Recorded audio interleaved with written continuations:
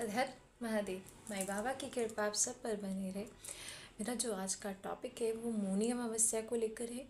जो मौनी अमावस्या है वो अपने आप में बहुत ज़्यादा, जिसे कहो कि उसका बहुत ज़्यादा पितरों की पूजा के लिए तो सबसे ज़्यादा महत्व है।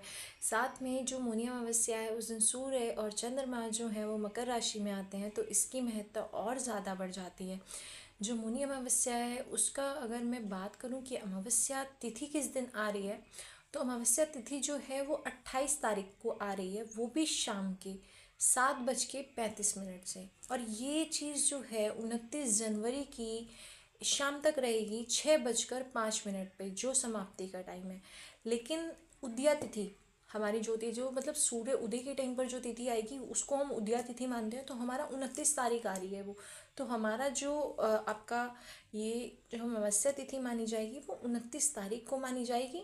और हम जो फास्ट रखेंगे, जो व्रत रखेंगे, जो भी उपवास करेंगे, मौन व्रत धारण करेंगे, वो सब हम 29 तारीख को करेंगे। सारे रिचुअल्स हमारे जो हैं वो 29 तारीख को फॉलो करे जाएंगे। तो अब हम इसके शुभ मुहूर्त की बात कर लेते हैं, क्योंकि शुभ मुहूर्त की सबसे ज़्यादा ज़रूरी है। शुभ मुहूर्त जो है आपका जो है वो सुबह 5:25 से लेकर 6:18 तक है। इसमें आप स्नान दान दे सकते हैं, स्नान करें इस टाइम। अगर आप गंगा जी में स्नान करते हैं तो बहुत अच्छी बात है। साथ में क्या करना है आपको, जब आप गंगा जी में स्नान करें तो अपने पितरों को अर्घ दें दक्षिण दिशा की तरफ मुँह करके, और कुछ काले तिल अर्पित करें। आपको सबसे पहले स्नान करना है, फिर सूर्य देवता को जल देना है। सूर्य देव को जल देने के पश्चात आपको दक्षिण दिशा की तरफ मुख करके अपने पितरों को जल अर्पित करना है और काले तिल अर्पित करने हैं। ये आपका स्नान के समय हो गया। अगर आप नहीं कर सकते, मान लीजिए आप गंगा जी में स्नान नहीं कर सकते, तो सेम चीज़ आपको घर में गंगा जल युक्त पानी में स्नान करना है और सूर्य देव को अर्घ देने के बाद दक्षिण दिशा की तरफ मुख करके उसमें काले तिल डालिए और दक्षिण दिशा की तरफ अपने पितरों को अर्घ अर्पित कर दीजिए। साथ में सबसे बड़ी चीज़ मैं ये कहूँगी कि इस दिन आपको पीले वस्त्र धारण करने चाहिए और भगवान विष्णु जी की पूजा करनी चाहिए। आप विष्णु चालीसा का पाठ करें। विष्णु चालीसा जो है वो जिसे कहो कि बहुत पावरफुल रेमेडी है इस दिन के लिए। आप पीपल के पेड़ पर भी अर्घ जरूर दें अपने पितरों की शांति के लिए। उनको आगे जो है जिसे कहो कि उन्हें मोक्ष की प्राप्ति हो, उन्हें आगे स्थान मिले, उनका आगे जाने का रास्ता खुले, इस सब चीज़ों के लिए। अब अगर पूजा की बात करें तो संध्या काल का जो शुभ मुहूर्त है वो 5:51 से लेकर 7:11 तक है। इस टाइम में आप क्या कर सकते हैं, जो सबसे पावरफुल रेमेडी है पितरों की शांति के लिए, मौनी अमावस्या के दिन आपको क्या करना है, व्रत रखें, मौन धारण करें। जो लोग मौन धारण करके पूरा दिन व्रत कर सकते हैं वो बहुत अच्छी बात है, लेकिन अगर कोई नहीं कर सकता तो वो क्या करे, 1 घंटे का संकल्प ले, 2 घंटे का संकल्प ले। अपना संकल्प लेने के लिए आपको हाथ में जल लेना है और अक्षत लेना है, अपने इष्ट का ध्यान करते हुए और संकल्प लीजिए और अपने व्रत को प्रारंभ करें। ये चीज़ आप 2 घंटे के व्रत के लिए भी कर सकते हैं, पूरे दिन के लिए भी कर सकते हैं। ये संकल्प लेके आप अपना व्रत को शुरू कर लेंगे।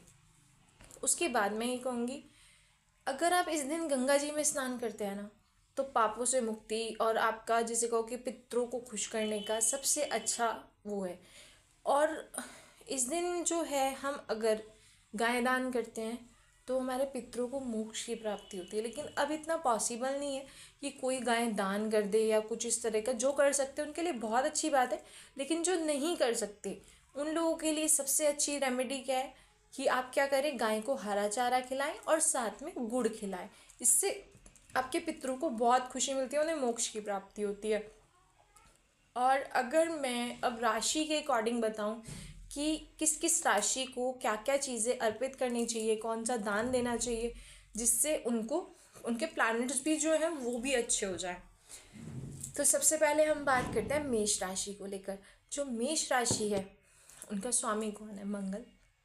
तो हमें उसके लिए क्या करना है, मेष और वृश्चिक दोनों के लिए आपको लाल मसूर की दाल दान करनी है, लाल चंदन दान करना है, लाल वस्त्र का दान करना है। मैं ये कहूँगी कि अगर आप लाल वस्त्र में ऊनी वस्त्र दान करते हैं तो बहुत अच्छी बात है, आप ऊनी वस्त्रों का दान करें। साथ में एक छोटी सी चीज़ जो ध्यान रखने वाली है, जिसका भी भाग्य स्थान का स्वामी मंगल हो वो दान ना करे, वो महादेव जी को अर्पित करें। मतलब आप शिवलिंग पर अर्पित कर दीजिए, आपको उन सब चीज़ों को दान नहीं देना है। आप, क्योंकि भाग्य स्थान का क्या होता है, अगर भाग्य स्थान के स्वामी का हम दान करते हैं तो हमारा भाग्य भी हम दान कर रहे होते हैं। इसलिए आपको दान नहीं देना होता, आपको सिर्फ क्या करना होता है, आपको सिर्फ वो महादेव जी को अर्पित कर देना होता है। तो इसलिए मैं कहूँगी कि जिनका भी भाग्य स्थान का स्वामी हो वो दान ना करें, और जिनको पता है कि कौन है भाग्य स्थान के स्वामी उनके लिए बहुत अच्छी बात है।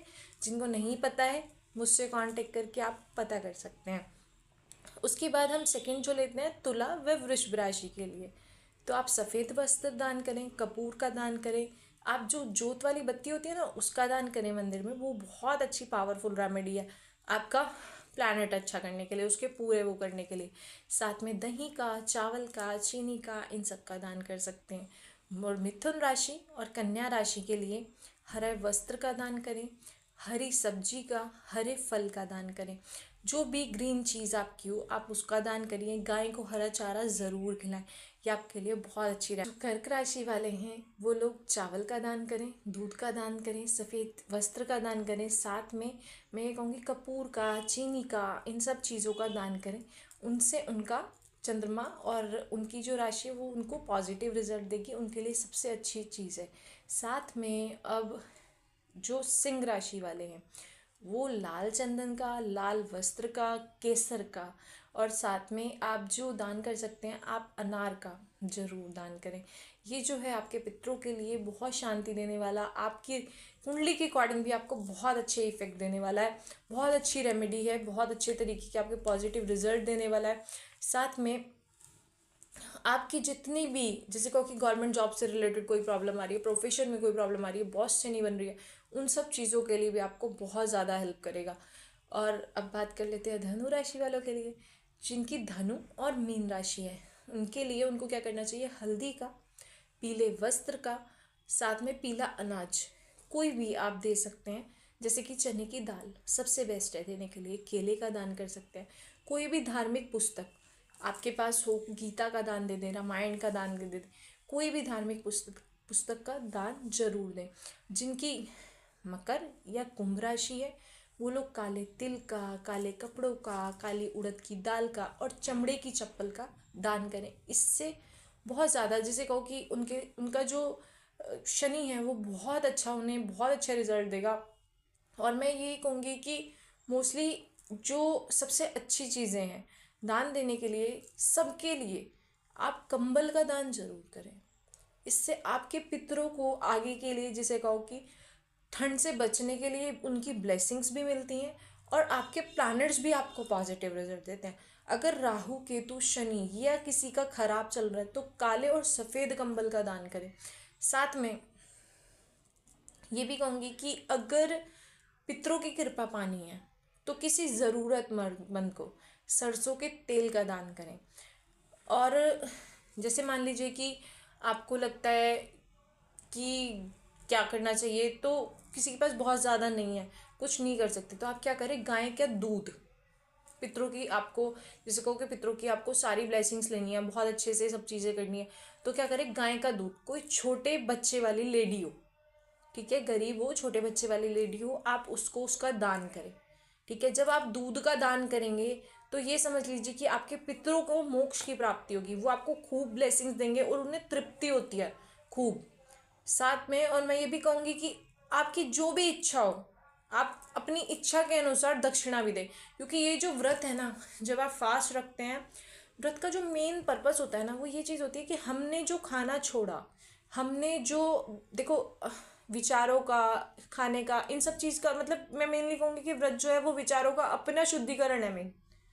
तो जो उस टाइम का आप भोजन छोड़ रहे हैं, आप उस वक्त का भोजन किसी और को कराएं, तब तो उसको, मतलब उसका प्रॉफिट है रखने का, उस फास्ट को रखने का। आप अपनी जो भी आपने खाना था, जो भी आपको करना था, अपने हिस्से का आप किसी और को दें। ये जो दान है तब आपका व्रत पूर्ण माना जाता है। तो इसलिए ये जो होता है कि अब ये वाला व्रत है, ये वाली चीज़ है, अमावस्या आ रही है, इसका व्रत रखना है, तो उसके बाद स्नान दान के साथ आपको दान की क्यों कहा गया है, वो इसीलिए कहा गया है कि हर चीज़ जो कंप्लीट होती है उसको दान ही पूर्ण करता है। आपके हर्डल्स लाइफ के जो कम करता है वो दान ही करता है। और ये जो सबसे अच्छा जो मैं कहूँगी कि दूध का, मीठे का और ज़रूरत का, ये आप सब चीज़ें ज़रूरतमंद को दें। जहाँ आपको लगे कि किसी ज़रूरतमंद की ज़रूरत है वहाँ पर दें, ये आपको बहुत पॉजिटिव रिजल्ट देगा। एक चीज़ मैं आपको बताऊँ, इसमें क्या होता है कि इस दिन अगर आप अपनी सामर्थ्य अनुसार जितना भी आप दान दे सकते हैं वो आपको दान देना चाहिए, जिससे कि आपके घर में सुख समृद्धि और शांति बनी रहती है। और आप पीपल के पेड़ के जो पत्ते होते हैं उन पर अपने अगर पूजा करना चाहें, पीपल के पेड़ पर जब अर्घ देंगे और दीपक लगाएंगे तो आप अपने पितरों के नाम की मिठाई जो है वो पीपल के पेड़ के पत्तों पर रख सकते हैं।